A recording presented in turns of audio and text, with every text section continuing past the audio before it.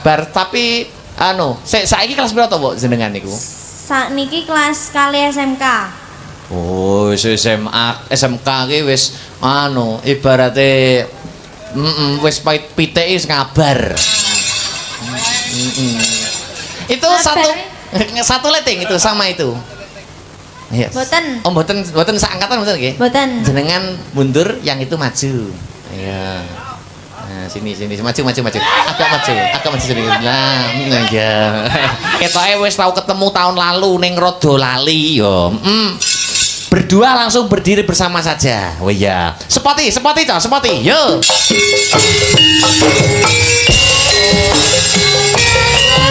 Ayo.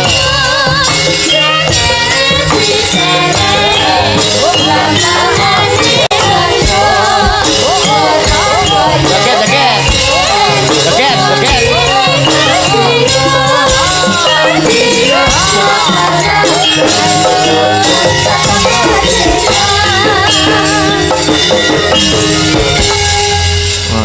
Nek Mbak Dik Sekar mau isih bocil. Oh ya, masih kecil. Ya, nek ki ya insyaallah wis tukul no. Tukul apane niku? Kepanene. Assalamualaikum wilujeng dalu wong ayu. Nggih, waalaikumsalam wilujeng dalu. Tahun lalu juga ikut Mas ya? Nggih. Namanya siapa, Bu? Sing pundi? Sing niki napa sing Panjenengan, niki? Din, yang saya tatapkan panjenengan. Oh, nggih. Nami kula ya Sinta. Yo Sinta. Nggih. Niki Astabrata juga ada Sinta. Nek tapi kamu ini Sinta ini namanya. Oh, nggih. Nek kamu nama lengkapnya Yosinta sapa? Yosinta Mbuh gitu ya. Yosinta Ramadhani. Yosinta Ramadhani. Ramadhani. Nggih. Wah, luar biasa. Tahun lalu juga ikut Mas Akbar, tapi saiki kelas berapa to, Mbok, jenengan niku? Sakniki kelas kali SMK. Oh, SMA, SMK ki wis ibarate wis piteke wis ngabar. Itu satu letting itu sama itu.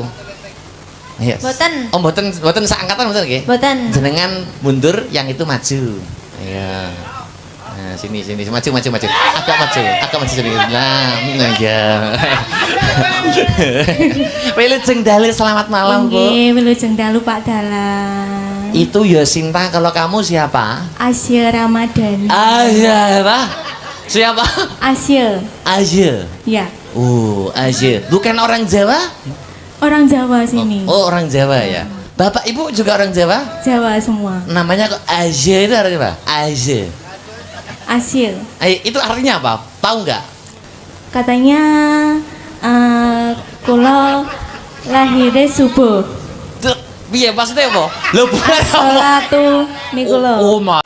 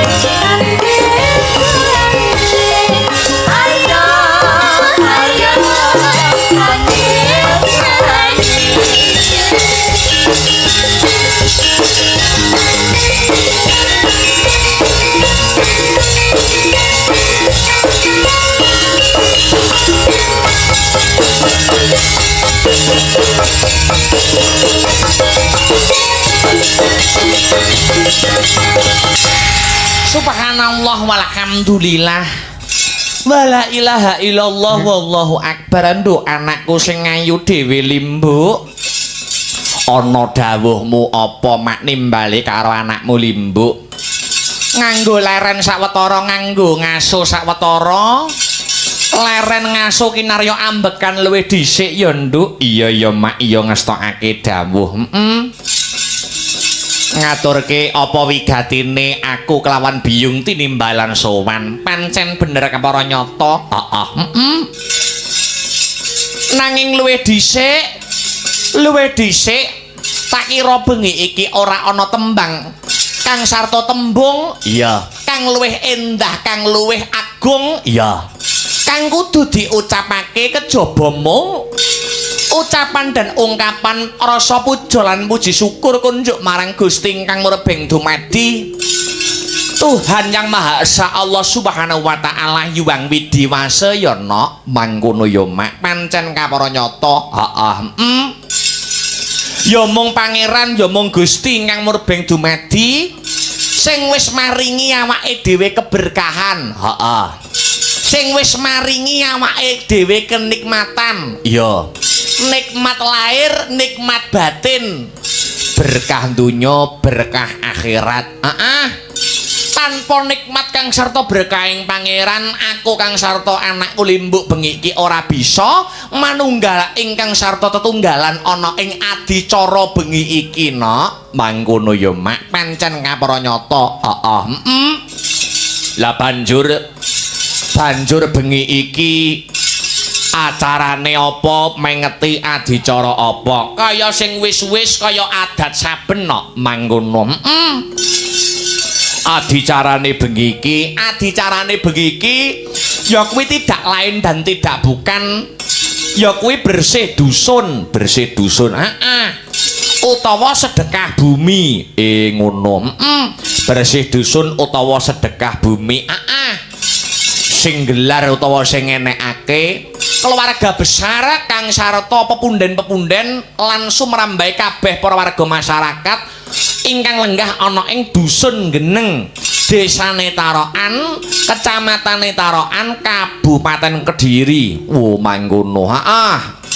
Dadi iki adicarane bersih dusun kang sarata sedekah bumi, sing digelar dening para warga masyarakat, para pepunden-pepundene awake dhewe, dulur-dulure awake dhewe, ya. Kang lenggah ana ing kukuban dusun Geneng ya Mak. Pancen kapara nyata. Iya. Mula aku Kang Sarta Biyung kang minangka dadi wakile kanca-kanca rombongan. Tak kira wis sak pantese sak mentese ora ana tembung kang luwih unggul kejaba mung ngaturake panuwun kang tanpa upama. Ngaturake panuwun kang tanpa pepindhan ya Nok. Ngaturake panuwun, ngaturake terima kasih. Kunjuk marang sapa wae, Mak. Nuwun inggih menika kunjuk dumateng sedaya panitia ingkang ikut andil suksesnya pagelaran wayang kulit pada malam hari ini. Ingkang dipun pangarsani dening Bapak Ketua Panitia. Bapak Ketua Panitia.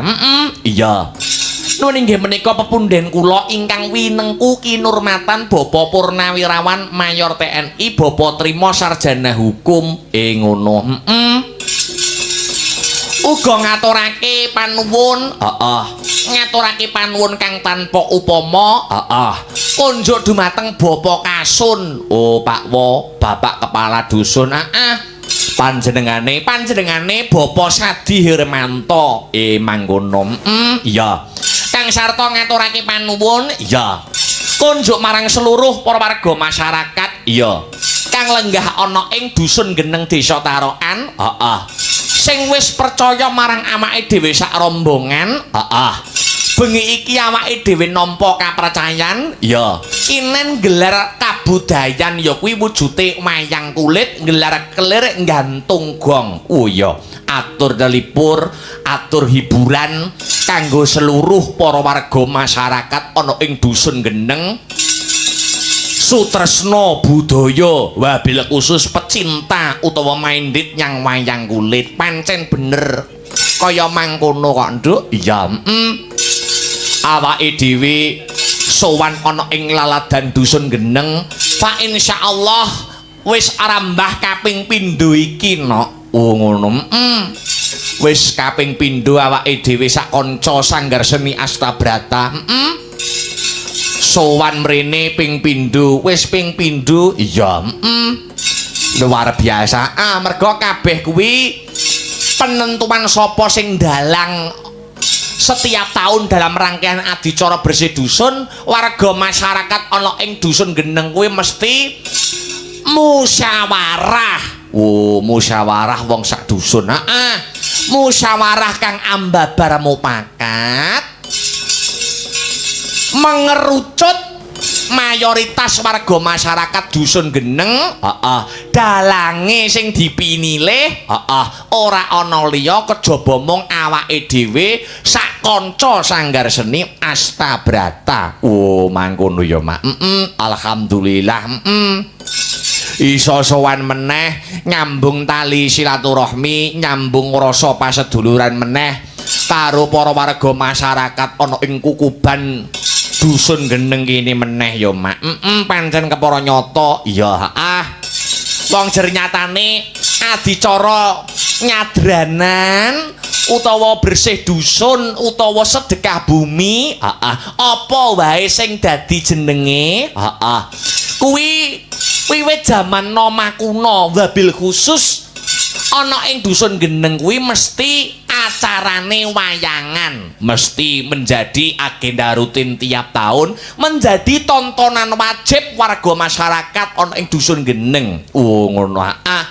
Dadi adat istiadat kang sarta tradisi. Heeh. Sing secara run tumurun. Heeh. Kowe jaman Noma kuno tinggalane para leluhur-leluhur kang wis jinempana ing angin cinandhi ing ngawiyat. Heeh. Pendak taun sepisan bersih dusun mesti ngenekke wayangan iki kudu tetep diugemi ya Nok. Mangkono merga adicara bersih dusun utawa sedekah bumi kok acarane wayangan kuwi wis tumbu oleh tutup. Oh wis cocok no. Iya merga wayang kuwi ora mung tontonan, ora mung hiburan, ora mung tontonan, ora mung hiburan. Iya nanging ana sajroning cerita wayang uga ana tuntunan kang sarta tatanan. Oh, tuntunan kang sarta tatanan. Heeh.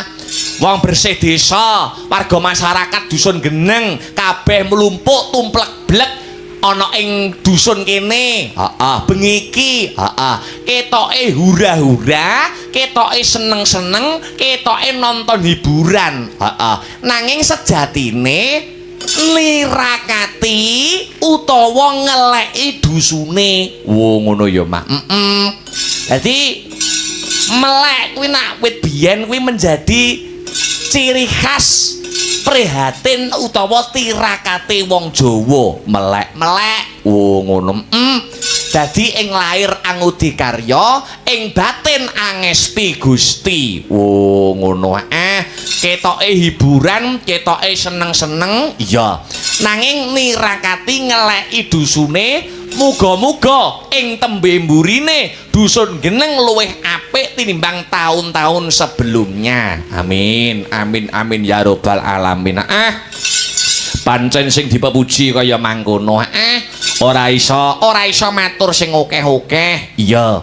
Bisane mung jurung pandonga, dongane banyu mili. Heeh. Untuk seluruh warga masyarakat dusun Geneng. Heeh. Dongane muga-muga sak rampunge seluruh rangkaian adicara bersih dusun. Iya. Muga-muga dusun Geneng dadya dusun sing baldatun thayibatun waropun gofur gemah ripah loh jinawi kerta tata raharja murah sandang kelawan pangan cina ketok ing kamulyan tinebena saking bencana alam. Ngono saking Sukerta miwah memala Biswa sirna saking bebendu miwah reretu Biswa sinapu sial dangkal bisa kabucal. Amin amin amin ya robbal alamin. Pancen sing disuwun kaya mangkono. Muga-muga donga apik bisa ambabar katentreman, ambabar ayem tentrem, ayem sing dadi dusune tentrem, sing dadi warga masyarakate ya no. Amin ya robbal alamin. Allahumma sholli wa sallim. Yo.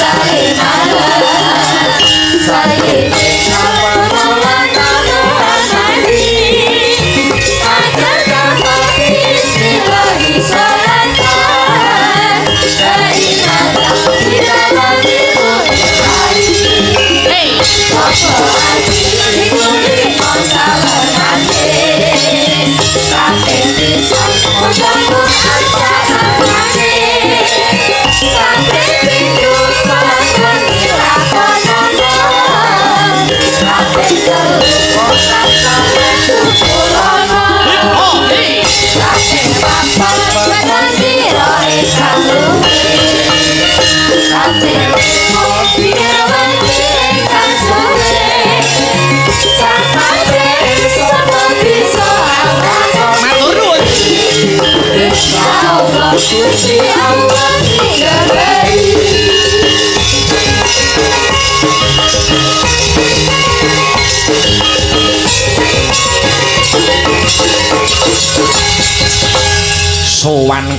sowan komplit kanca-kanca sanggar seni Astabratana. Oh ngono. Sowan komplit fa insyaallah ora ana sing kecicir. Iya, kanca-kanca pengrawit utawa niaga. Iya, komplit sak waranggana utawa mbak-mbak kang sarta adik-adik swara mati. Iya Mak. Sowan komplit ora ana sing kecicir, Iya, sindene mangkat kabeh no. Wo ngono ya Mak. Luar biasa. Sinden iso ribik. Iya, sindene ayu-ayu seragaman abang, selindange kumpak ya ijo kabeh. Mergo wayang kulit di era sekarang kemajuan zaman kuwi gelem ora gelem apa-apane kudu luwih ditata no. Ngono. Beda kelawan wayang zaman mbah-mbahe awake dhewe mbiyen. Ngono. Wayang jaman mbah-mbahe awake dhewe mbiyen kuwi sinden ora usah akeh-akeh, sinden ora usah jentrek-jentrek kaya bengi iki. Wayangan jaman semono kuwi sinden cukup siji. Ngono. Kuwi wae lungguhe ning nguri. Awor pengrawit. Sinden siji lungguhe ning mburi. Tuwek pisan ngonori tak susuran. Ngono. Jaman semono. Jaman saya maju. Sindene ya kuwi dipapanake ana ing dhuwur. Ngono. Pamriye supayane bisa narik kawigatene sing padha mirsani. Ngono ya Mak. Nek pas lakon ya fokus nyang lakon, nek nyang cerita ya fokus nyang cerita. Ya ning nek wis pas wayah entertainment utawa limbukan, lampune dipadangi, lampune diuripke, pancine gegojekan kang sarta tetembangan, banjur sing disawang ora nggur wayange ning kepara uga sindene. Ngono. Mergo ngono iki penggemar-penggemar wayang niteni. Ngono. Lho, dalangke sindene ayu-ayu. Ngono. Ngono. Dalang B lho, sindene ayu-ayu. Dalang C lho, sinden lemu-lemu ngono. Ngono kuwi wis dadi image pagelaran wayang ana ing era sekarang. Ngono ya Mak. Kemajuan zaman. Lah iya. Ya fa insyaallah awake dhewe ngetutke kemajuan zaman, watone tetep nggondeli. Mbok menawa wayang kuwi kudu tetep tersampaikan apa sing dadi pesan morale. Pancen bener kepara nyata. Pesan morale utawa tuntunan lan tatanane kudu tetep tersampaikan. Selain ya kuwi wujuding hiburan, nanging kudu tetep ana nilai-nilai positif. Supayane ing pamrih sak rampunge wayangan ya kuwi ana nilai-nilai positif yang bisa diambil oleh para penonton, yang dapat diaplikasikan dalam kehidupan sehari-hari. Ngono ya Mak. Ya ngestokake dawuh. Iki bengi iki uga disumbutke. Ya bengi iki uga digiarke live streaming channel YouTube kanca-kanca ya kuwi Astabrata Media. Ya dadi sing ndongake para warga masyarakat dusun Geneng anggone nganakake wujude bersih dusun utawa sedekah bumi ora mung penonton ora mung sing mirsani lumantar TKP utawa lokasi ya nanging para penonton sutresna budaya wabil khusus yang selalu setia mengikuti channel YouTube Asta Brata Media uga melu ndongake memuja lan memuji mring ngarasaning Gusti ndongake anggone warga masyarakat dusun Geneng ngenengake wujude adicara bersih dusun ya kuwi kang cekak cukupe wujud syukure warga masyarakat dusun Geneng awet sedaya keberkahan kang sarta kenikmatan peparing saka pangeran syukur dibingkai dalam adicara bersih dusun utawa sedekah bumi. Wah iya mak iya ngestokake dawuh gegojekan karo mlaku menyelam sambil minum air ya suasanane luwih dhisik dikendhoni ya nok mangkono iki dikendhoni nganggo sing alus-alusan iki ana panyuwunan ya kuwi kanca-kanca penggemar kang kagabung organisasi ya kuwi FMA FMA kuwi singkatane Fan Militan Asta Brata ngono iki nyuwun ya kuwi langgame angenteni tak dhisike minangka salam mukadimah salam pambuka ana ing season limbukan. Oh iya mak iya ngestokke dawuh ning luwih dhisik dibawani ya nok dibawani arep ben rada kendho swasana kang sarta kahanane iya monggo wiraswara utawi kadang kula Mas Heru dipun salirani bawanipun langkung rumiyin Mas. Ya, maka manah yen kataman wuyong tepung wangkang ayu kuning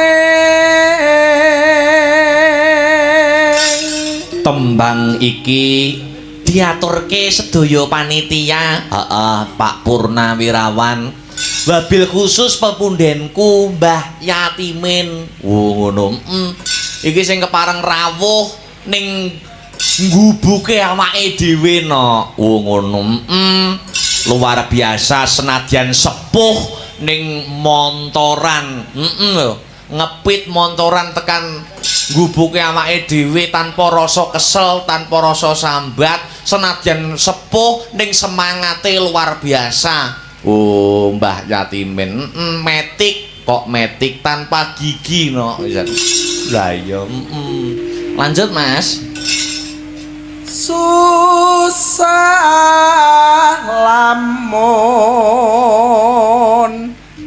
den lekno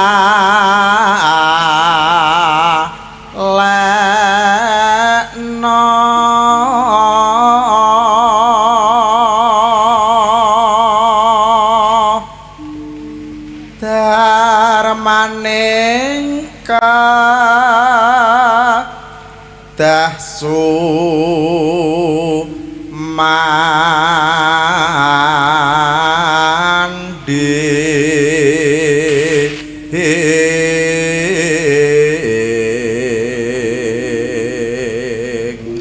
wayangan ning Geneng iki dadi closingan penutup jadwal ana ing wulan Juni wulan Juni kanca-kanca Asta Brata ya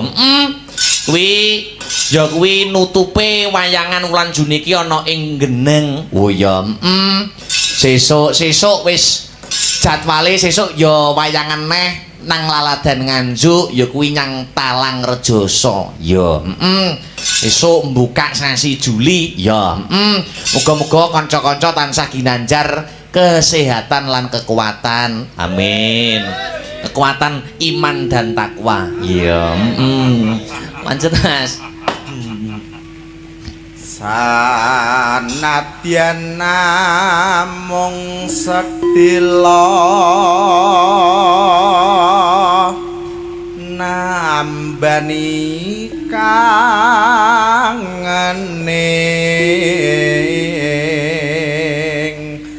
hati.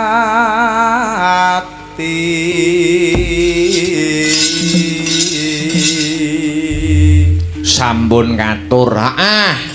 Sing kepareng ya kuwi nyarirani langgame. Anu Nduk Yovika tak aturi jumeneng luwih dhisik, Dik. Duduk, duduk. Yo.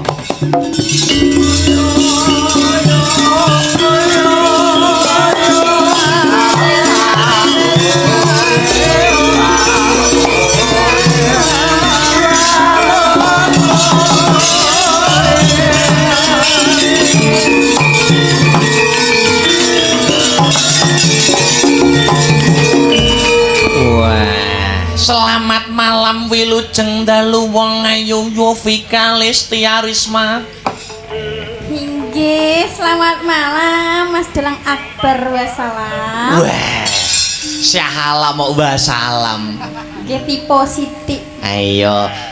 Panjenengan nek ora kleru ya sudah kedua kalinya ikut Astabrata ana ing Laladan Geneng sini ya, Nduk ya. Nggih, alhamdulillah sampun kaping kalih, Mas. Alhamdulillah. Awal tahun yang lalu pentas ana ing dusun Genengi sampeyan lagi-lagi melok Astabrata. Maksudnya baru-baru ikut Mas Akbar. Betul, nggih. Ya. Mula doa dan pujian terbaik apa Yovika untuk warga masyarakat dusun Geneng yang sedang melaksanakan ya kuwi bersih dusun no? Nggih, kula nderek ndongake nggih Mas kagem Desa Tarokan nggih. Dusun. Oh, Dusun Geneng. Geneng nggih, mugi-mugi dadosa dusun ingkang pinaringan ayem, tentrem, jenjem, permanem. Amin. Pinaringan rezeki ingkang boten loka kepro malah kebak. Amin. Bakale bako boten malah rubuh. Nggih ngoten niku Mas. Iya, amin. Amin. Yo, saiki atur panglipur salam mukadimah permintaane nuwun inggih menika angenteni ya Nok. Nggih. Alon-alon waton kelakon sareh-sareh waton pikoleh. Coba nyicipi swaramu Cahayu. Ya, dadekke. Aku ngenteni tekamu.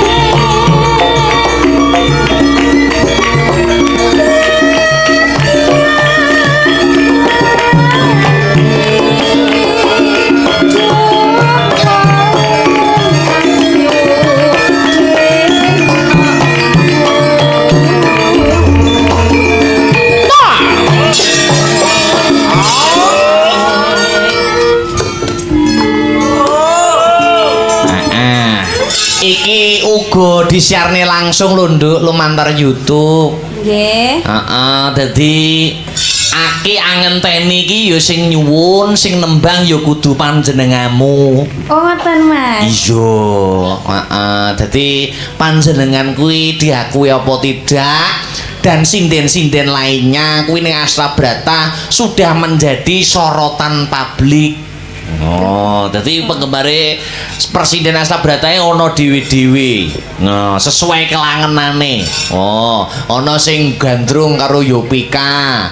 Ana sing gandrung karo mamane Ranger ngono. Ana sing gandrung karo Pesek. Ayo. Jadi senengane dhewe-dhewe lah ini yang nyuwun angenteni mencintai panjenengan. Amin, alhamdulillah. Nuwun. Ya, jajal lanjut coba kayak ngapa? Kledang kayu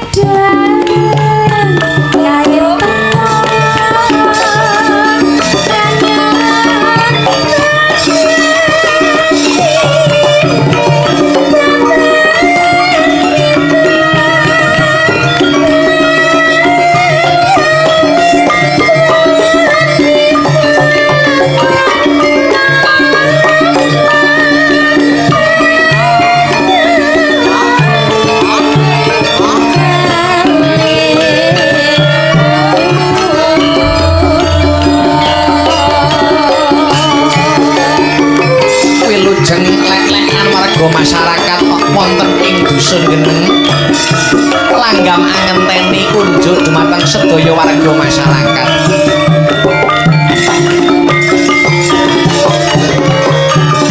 Sesarengan Nduk Yovika ya.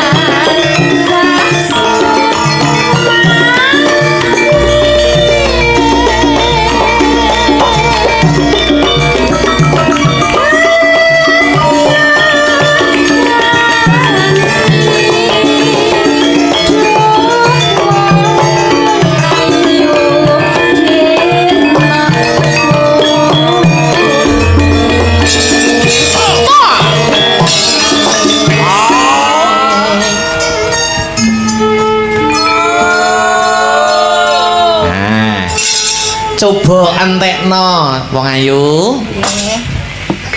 Kledang kayu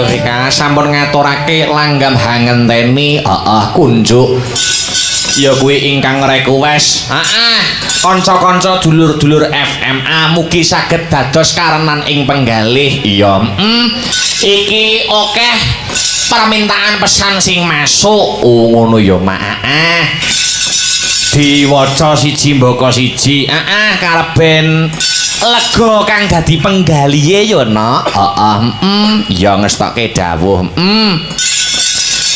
Assalamualaikum Mas Dalang Akbar Ula Bunda Angel Heaven pembina FMA titip salam kagem keluarga besar FMA fan militan Astabrata yang di live streaming semoga semuanya sehat-sehat sehingga bisa mengawal Astabrata dari Bedol Kayon sampai Tancap Kayon. Mugi-mugi Astabrata dan kru sedaya sehat selalu amin ya robbal alamin ngono Bunda Angel Heaven iki saka Mancanegara no ngono saka Mancanegara ya ana meneh Assalamualaikum warahmatullahi wabarakatuh Mas Akbar mangke dalu menawi wonten wekdal menawi wonten pamundutan saking kula kagem sinden Mbak Renjel ya requestnya nyuwun jineman glatik glinding ngaten nggih Pak Dalang matur nuwun saking Pak Uka Wibowo nyuwun Mbak Renjel mengko gara-gara ya no glatik glinding ya ana meneh ana sugeng dalu Mas Akbar badhe nyuwun lagu Megah Tresna kalih Tinatu 2 lagu menika kula kintunaken kagem sedaya penggemar Astabrata saking kula Jabrik Wahyu matur nuwun ya ana meneh derek monitor saking griya Mas mugi lancar ngantos paripurna saking Mas Ruki Pace nganjuk uga memonitor ngono ana meneh iki sing terakhir Assalamualaikum Mas Akbar niki kula Mbak Nasi saking Geneng salam kagem Mak Rin ya Mbah Nyami Om Har lha ya lan sedaya keluarga mawon Mas Akbar mangke nyuwun tetembangan sing enten tak sawang niku nggih Mas ngapunten kula mboten ngertos judule lha iki lho pokoke sing cakepane enek tak sawang ngono matur nuwun ingkang kathah saderenge ya mengko dipinangkani ya saiki geliak-geliak waton kecanda gremet-gremet watone slamet iya iki selain nganti ya kuwi mbak-mbak dan adik-adik Swara Mati Pesinden Astabrata juga ada potensi lokal sinden tambahan sing mijil saka dusun Geneng Tarokan kene Pak insyaallah iya sing ana 3 ketoke tambahane ana 3 ya sing didhisikne aku njaluk sing cilik dhewe kaya benik tek nduk iya ya jal ngadeg ya nduk Cahayu ketoprak sesek yo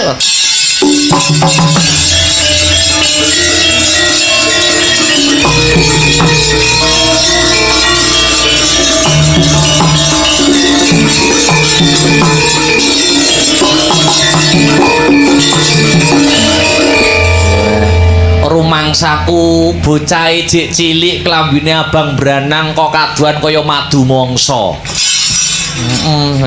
Sugeng dalu Mas Dalang sugeng dalu Residen suarane kaya Sri Mas selamat malam wong ayu malam nyuwun sewu namanya siapa nduk namine Sekar Kirana rumahnya asli dari mana wo dari Kabupaten Kediri Kecamatan Grogol desanya Kalipang Kalipang aduh apa ora kok kene wo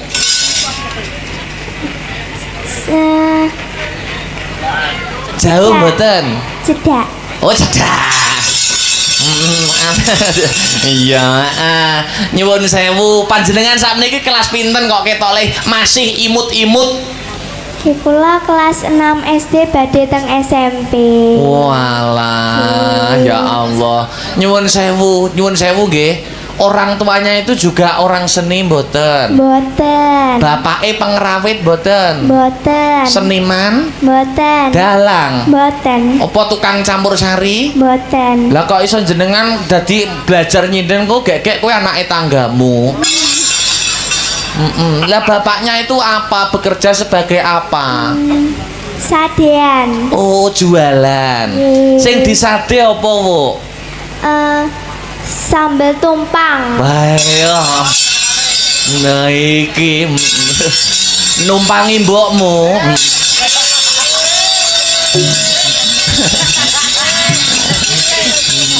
Duk. Nggih. Siapa nama panggilannya siapa? Berarti Sekar. Sekar itu artinya Bunga. wah, ngeyo paham ngono kok saiki sampean belajar nyinden dah lama apa belum? Dari kelas berapa? Dari kelas 5. 5. Belajar dari siapa? Di sekolahan atau privat? Belajar sendiri. Oh, belajar sendiri. Ya Jal, ki arep ngaturne apa? Nyoba suarane panjenengan Cahayu. Badhe nembang ngimpi. Oh, ngimpi. Dibawani apa ora, Bu? Nggih, bawa. Bawa nggih Pak Dalang? Nggih. Iya. Anake bakul tumpang. Nyuwun sewu bapake jenengan asmane sinten? Pak Eko. Oh, anake Eko nggih. Nyuwun sewu mengke nek bar nembang disangoni Mas Akbar purun apa mboten? Lak disangoni purun. Lho, nek disangoni Purun. tapi aja mbok kekne Eko lho ya. Disimpen ditabung. Oh, ditabung. Monggo ditapuk. Ya njajal nyicipi suaramu. Bawa sih. Nyamboro ing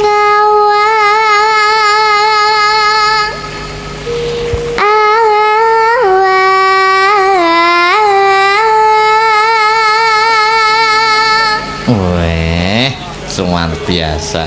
Terus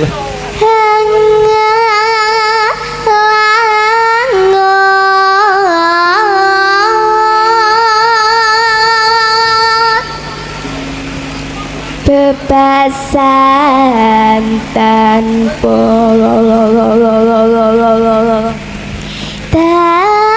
tapi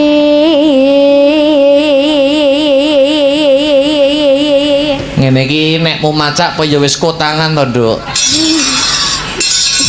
Belum ya? belum. Masih kecil loh ya. Besok aja kalau udah besar. Terus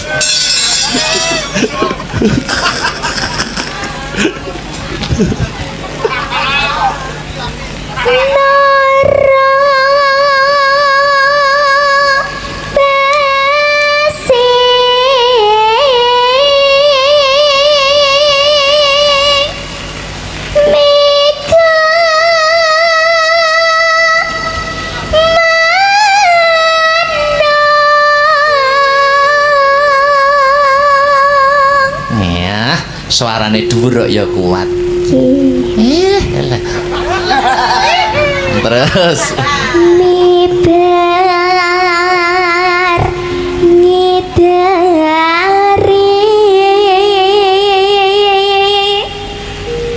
jagat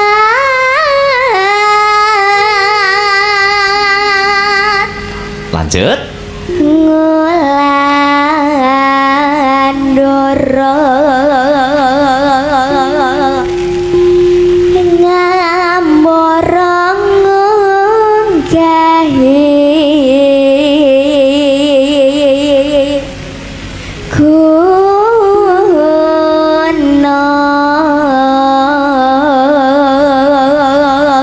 Nek bapak penjual sambal tumpang toh tadi? Nggih. Ibu apa? Sami. Loh. Oh, bapak penjual sambal tumpang, ibu juga penjual sambal tumpang. Nggih leres. Oh, jadi bapak sama ibu tumpang-tumpangan. Maksudnya itu sama-sama ya? Ya. Oh ya. Kalau bakulan di mana? Kalau jualan di mana tumpangnya itu? Aku pengen ngerasakne tumpangnya mbokmu. Loh, enggak di mana? Serius ini, Mas. Tempatnya. Hah? Tempatnya toh. Tempatnya. Oh, di Tempatnya toh. Ya, jangan. Terus di mana? Pasar. Oh, pasar mana, Bu? Pasar Gringging. Oh, di dalam pasar ya? Pinggirane pasar. Oh iya. Iya, ya, terus no. Gatungkul ngomber gagasan satamakino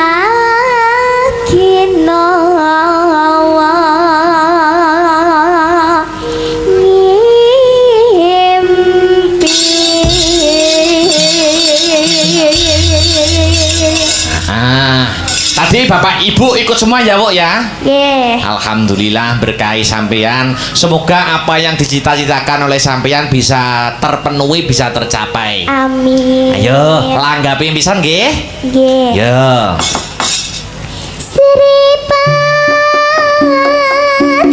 Seripit limbiane meraka semper gandas lawas wirangane anglam lambi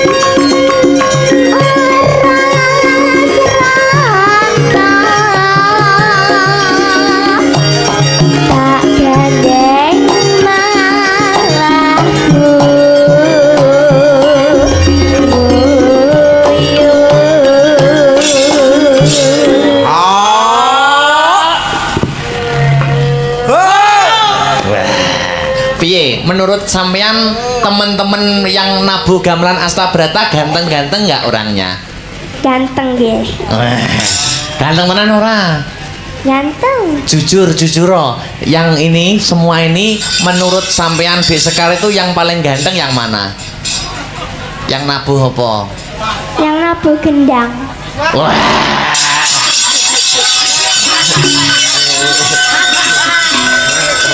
Yang nabuh gendang itu ya? Itu paling cakep ya? Iya. Kuwi anake wis siji.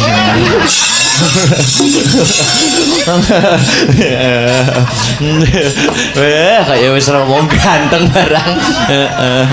Terus selanjutnya.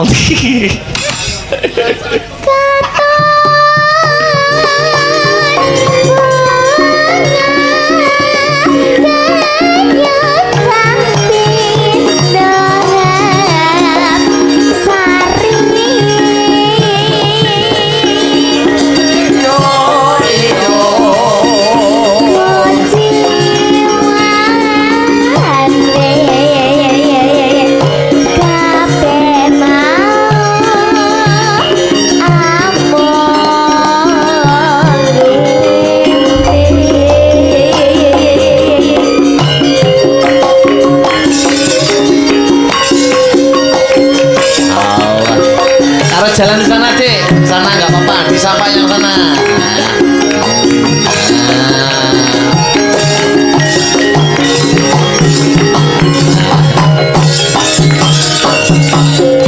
Ya. Oke. Ya.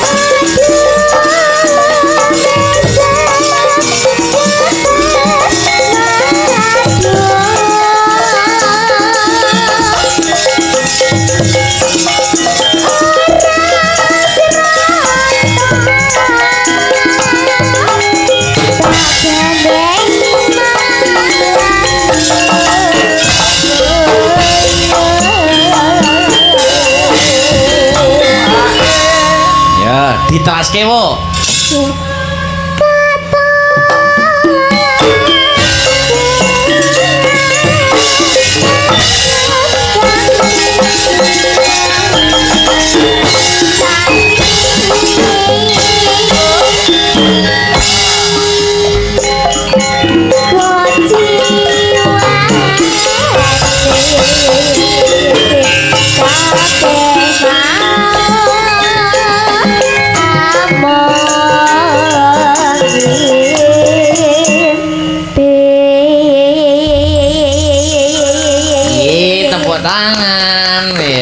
Pinter. Besok cita-citanya jadi apa? Mau jadi sinden siapa bang muni? terkenal. Malah soalnya semuni maling. Jam sinden yang Kenal. kenal. Amin. Ya jangan bosan belajar. Kamu mau kemana? Jadi mau sangu. Iya. Ya, ini tak sangoni. Ki sing jane sing nyangoni bukan saya. Yang nyangoni bukan Mas Akbar tapi warga Geneng. Wong aku yo nampa rezeki teng mriki tak baleni teng jenengan. Ya, matur suwun nggih untuk warga teng mriki. Iya. Makasih karo Mas Akbar enggak? Ya, makasih Mas Akbar. Aku minta doanya, doakan yang baik-baik yang semoga Mas Akbar ngono Tang. Semoga Mas Akbar panjang umur. Amin. Sehat selalu. Amin. Diberi job yang banyak. Amin. Ya. Kamu anu 50 sama 100 milih mana? Sembarang. Oh, sembarang. Ya, enggak apa-apa masih kecil lah. Ya ditabung ya. Ya. Makasih. Ya. Dan suarane kayak kucing kawin. Iya, makasih. Enggak mas aku. Ya, makasih ya sama-sama, Nduk. Sekar sudah menembang. Oh ya, sing saka tarokan kene uga saka tarokan kene ya luar biasa ya diselingi karo sinden-sinden Astabrata. Oh diselingi monggo nek wis sinden Astabrata terus selanjutnya sinden-sinden kok potensi lokal dari tarokan sini lagi. Wo ngono ya Mak. Sapa sing arep jumeneng? Aku kepengin Mbak Sri Pesek Wahyuni. Oh iya, jumeneng ing pepanggungan. Sepote coba kaya ngapa cah? Ya. Hey.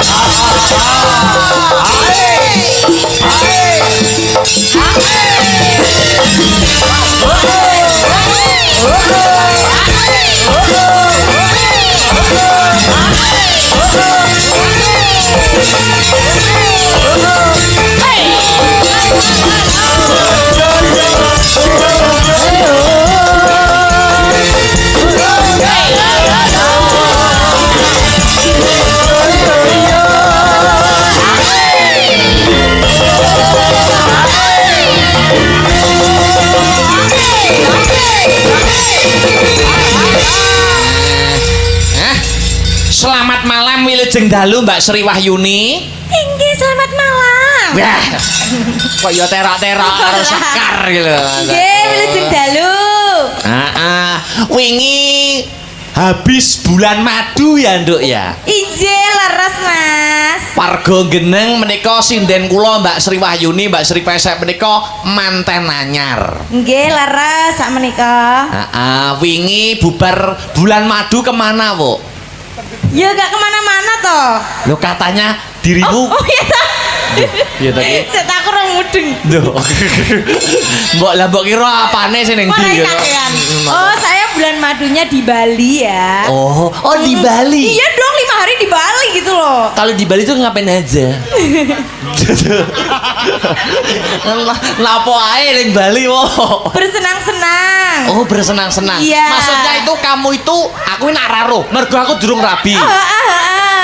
Kok jenenge bulan madu? Emangnya bulan madu itu kegiatannya ngapain aja di Bali itu? Oh, kegiatannya. Kegiatannya apa aja di Bali itu apa? Tidur, makan, foto-foto. Lah nek ngono aku ya bulan madu bendino no. Oh iya. Wong aku ya tidur. Tapi enek sing beda.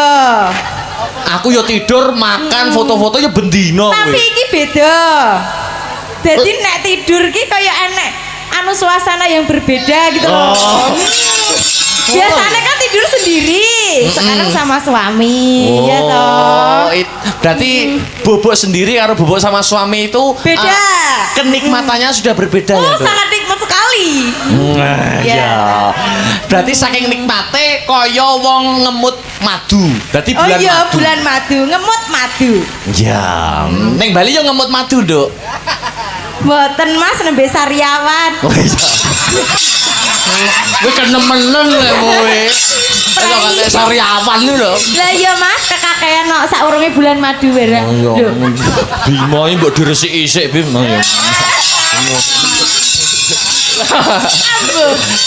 Nembang. Jeh, Ada permintaan Sri Uning. Sri Uning.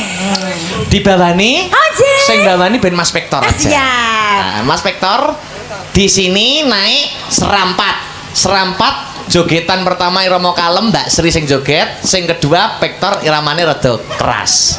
Iso wis bulan madu ora iso joget. Rasa Mas, jek urung iso obah nemen-nemen. Iya. Amara gareng ora tak tapuk iku. Lemu mandek le. Ayo. Yo,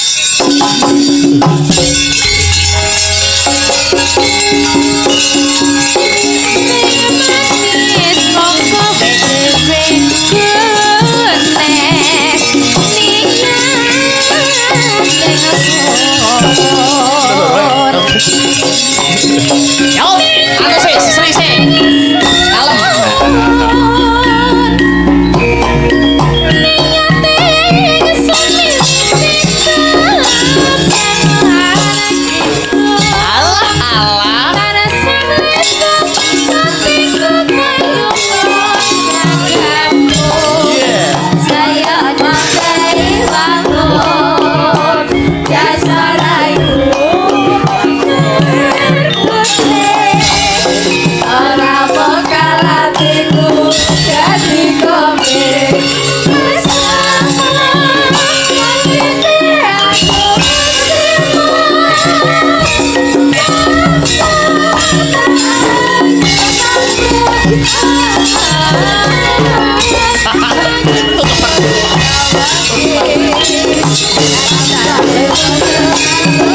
Hector. Hey.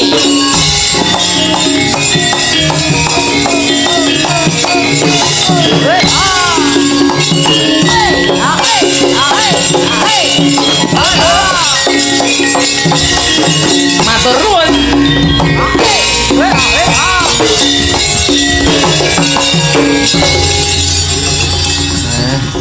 Seto, Sri, aku mau tanya sama kamu. Nggih. Kowe iki nari to, iramane puwenak lho kowe. Enak ya Mas. Lah kok sing kowe iki nari tangane mbok ning dhuwur kok tanganmu ngupek. Lah sing iso obah gur kene to Mas. Maksudnya kok tanganmu nek pasi ngisor. Lho, sing Kowe po- enake sing ngisor ana sing dhuwur Nggak, kok maksudnya abot. nek pasi ngisor pedurpo laler. Kudu-kudu tak ubahno ngono lho. Ya.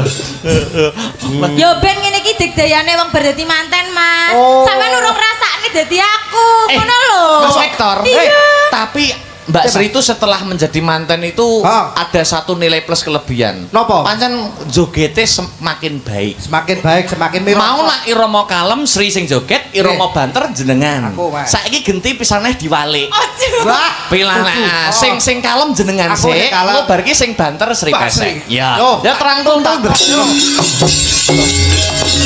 Hektar sik. Kalem sik to.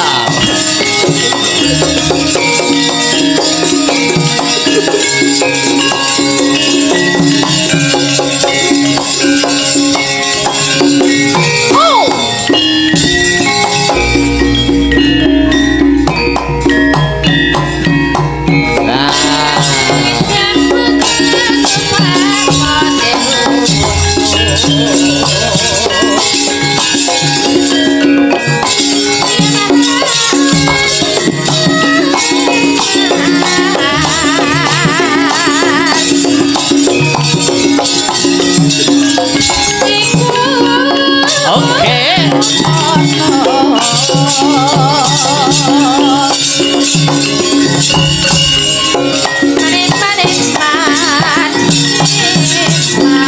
Oke.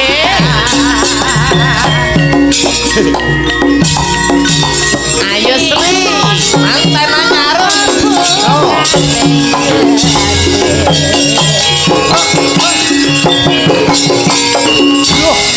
Awas salah.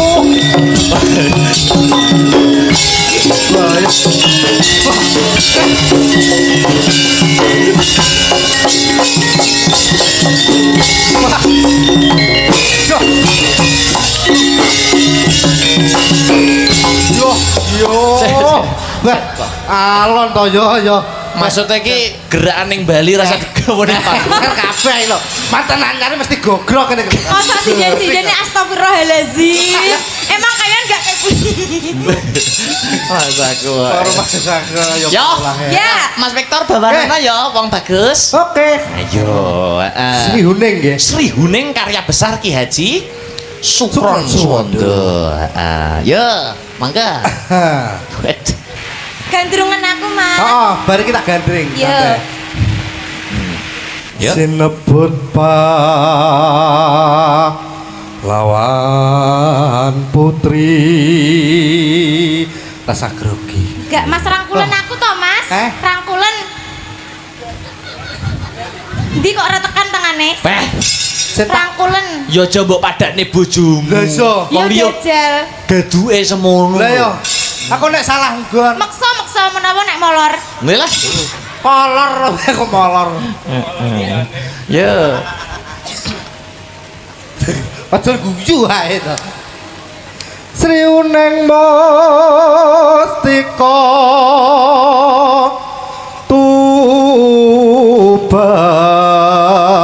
Tuban Heeh. putra Kanjeng Sira lawe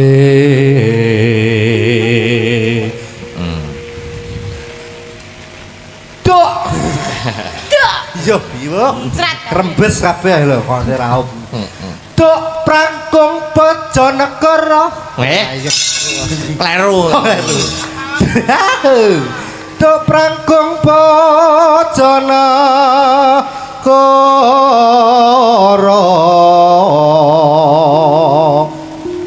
Bebelo wirat mahaya.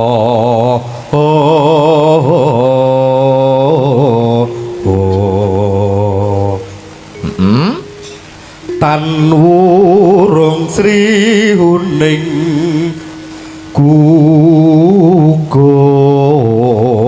gugur Enteke. dadi kusumane bangsa. Sampun soalnya masak bar. Oke, dijogeti ya. Oke, tayoke Mas. Yo. Buka celuk Mbak Sri Mesek. Ya, coba kayak ngapa? Sriuning mustika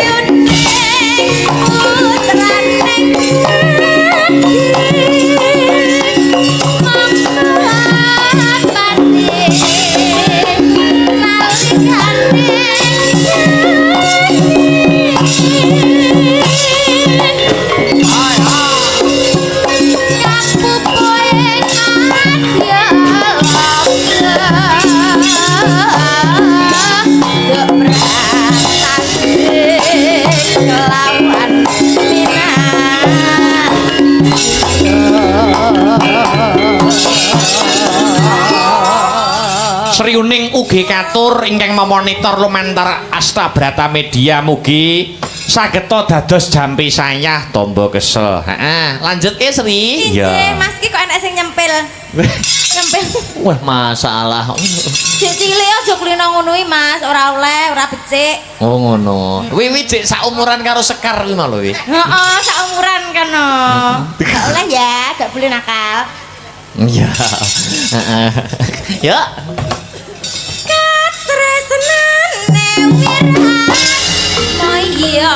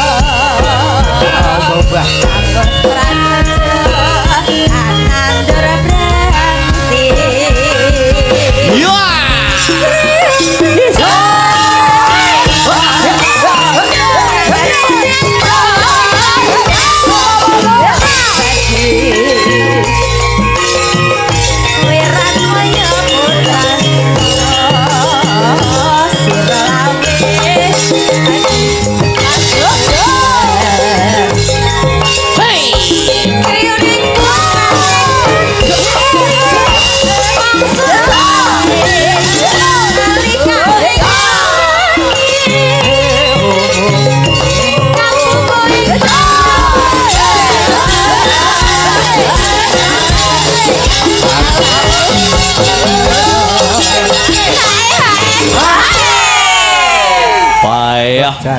Bumya Semangat. Semangat. Ben oleh keringet wadem ngene ora keringet. Kok keringetan terus to, Mas? Hah? Ngopo keringetan Aku wis ngempet apa? mili-mili nang isor mau wisan. Kok mah buntut kok kentut? Cengetut kowe kok aku lho. Oh iso. Kok mak dus? Dus apa, Mak? Ngono.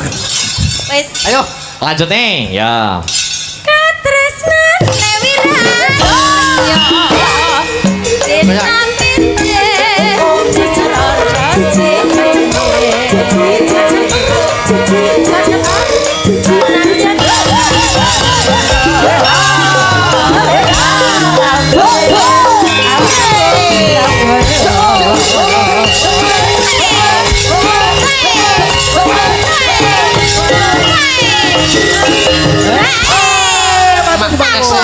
Mas Victor dan Mbak Sri bisa duduk. Luar biasa. Luar biasa performa dan semangate Mbak Sri Wahyuni pesek. Ya asli saka Nganjuk, putra daerah Nganjuk. Bojone entuk Wonogiri ya kancaku nalika jaman kuliah bojone. Iya, Sinden Astabrata wis saiki selingi meneh. Sing saka Tarokan kene. Ya, ketoke wis tau ketemu tahun lalu ning rada lali ya. Berdua langsung berdiri bersama saja. Oh iya. Sepoti, Cok, sepoti. Yo.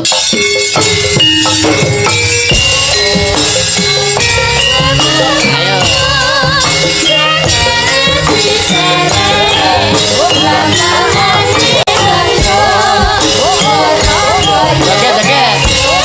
Joget.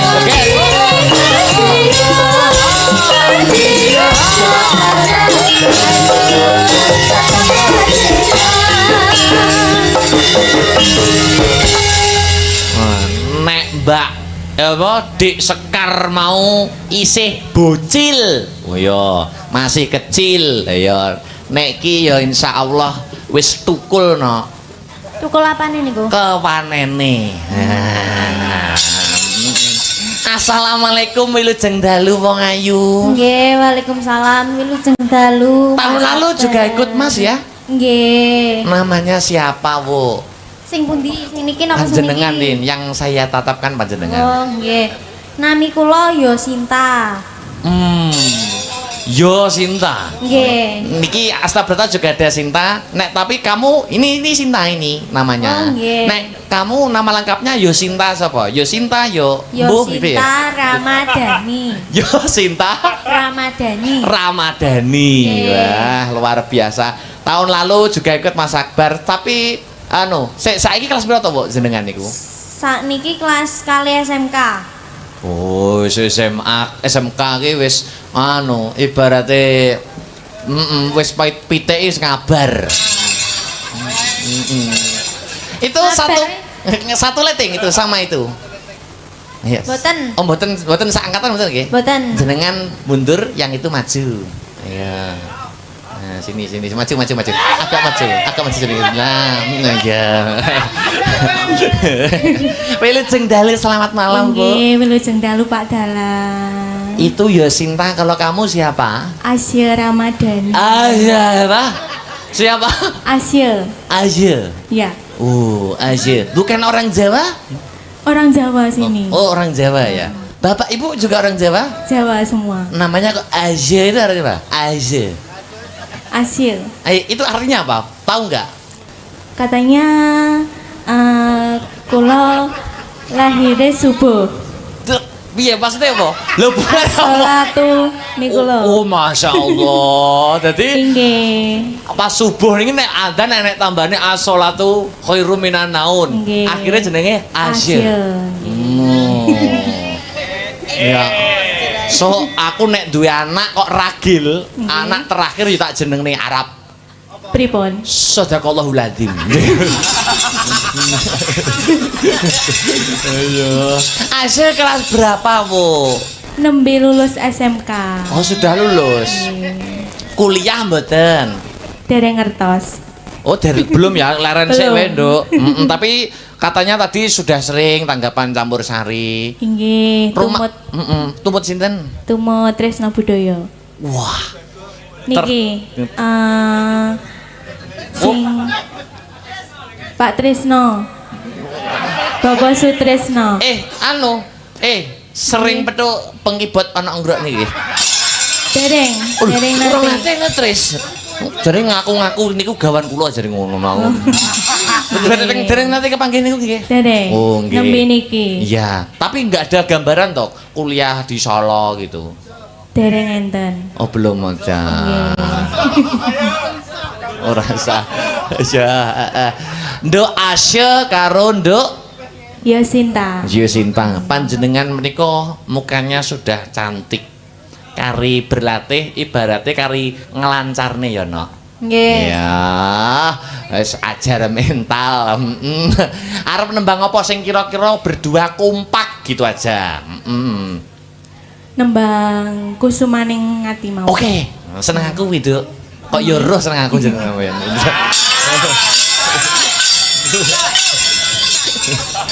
Sing piye to kuwi? Kusumaning ati niku to. Nggih, lho. Yo, stres.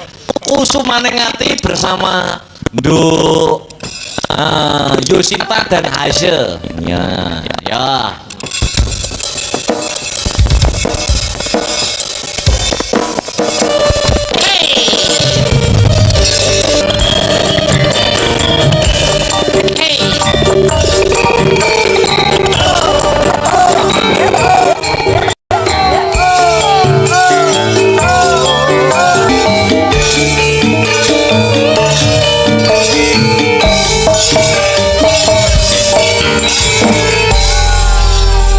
Sangane mboten?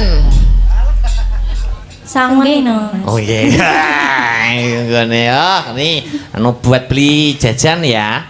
Wis gede tapi jajan. Ini ase. Oh nggih Pak Dalang. Matur sembah nuwun. Bilang apa? Matur suwun. Nggih. Niki mangke kula laminate nggih. Lho kok iso ngono? Lah nggih to. Yo ora apa-apa tukokne apa-apa ora apa-apa. Apa kuwi? Oh ya nanti. Apa itu siapa Ase sama Yosinta? Pesan saya anu ya, jangan lumuh untuk serawung. Nggih. Tahu serawung? Serawung. Nggih. Serawung karo teman-teman. Nek kapinujon Yosinta dan Ase longgar gak apa-apa main-main ke sanggar ke rumah Mas Akbar gak apa-apa. Nggih. Main ke sanggar Astabrata nggak apa-apa ya.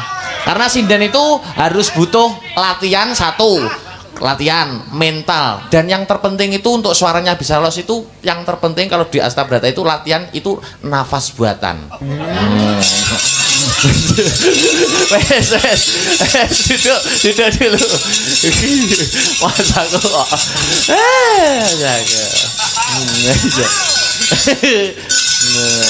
Mbak Aul, Mbak Renjel, Mbak Sinta. Ayo, berdiri bersama-sama bertiga. Yo, Yuk, sepatnya cowok. Yo.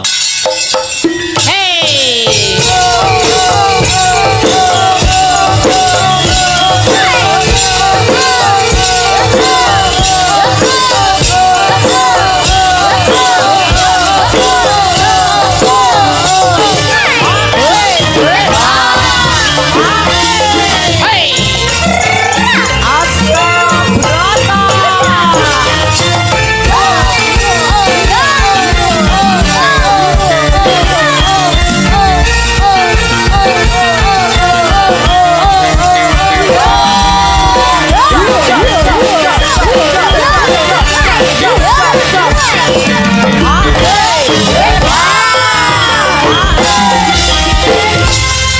Selamat malam Dek Sinta. Selamat malam Mas Dalang. Selamat malam Mbak Aul. Selamat malam Mas Dalang. Selamat malam Mbak Renjel.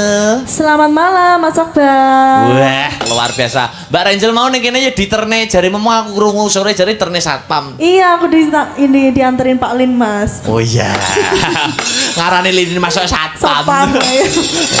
Ini saudaramu apa itu temanmu Sri Pesek itu sudah nikah? Iya. Mbak Aul mau nikah. Kamu jangan kesusu ya. Enggak, aku enggak kesusu, aku menunggu Siapa ya? Oh, menunggu siapa? Oh, Iya. menunggumu ya kan.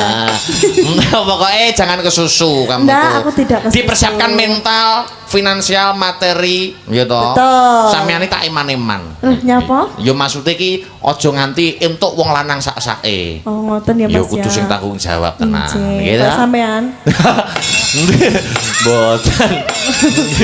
Yo, bertiga apa? Rembukan rundingan-rundingan apa sing kompak apa? Yo bertiga, ayo, heeh. Nggo penut Wah, wonten pamundutan nggih. apakah itu? Megah Tresno. Megat Tresno. Oke, siap. Heeh, bertiga. Oke, Megat Tresno.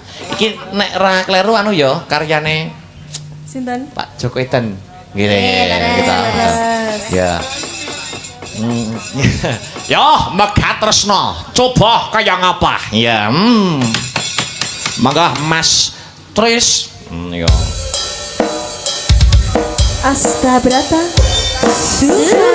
Hey.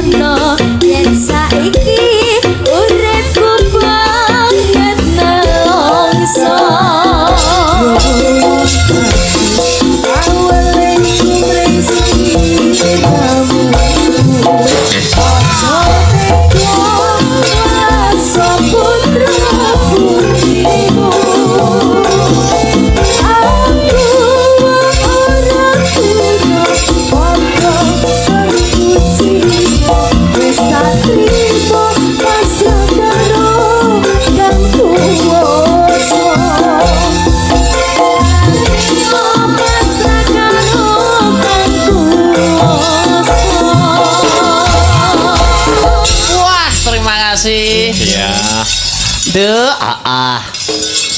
Sawis sesaji ingkang sinuwun kripik gedang kripik telo sithik edang watone rata. Ayo.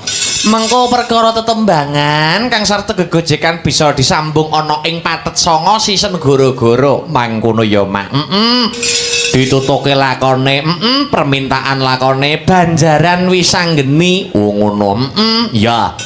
Muga-muga lakon sing becik iso kanggo angsar kabecikan, angsar katentreman, mewah angsar karahayon. Satemah dusun geneng antuk anugraha saka Gusti ingkang Maha